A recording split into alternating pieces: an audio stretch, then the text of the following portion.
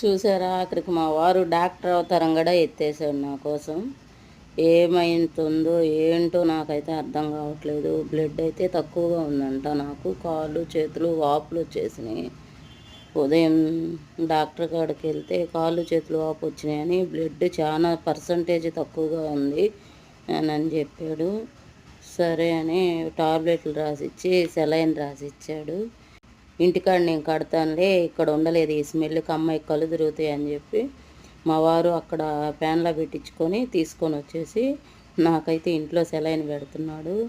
మా వారు నా కోసం పడే కష్టాలు చాలవన్నట్టు డాక్టర్ అవతారం కూడా ఎత్తిచ్చేసాను మా వారిని. నాకు బాగలేదు అని అంటే కాళ్ళు చేతులు ఆడవు, ఇంకా ఆయన కూడా ఇంట్లో నుంచి కదలడు. కానీ ఎందుకో భగవంతుడు మేమైతే ఎవరికి ఏ అన్యాయం చేయలేదు.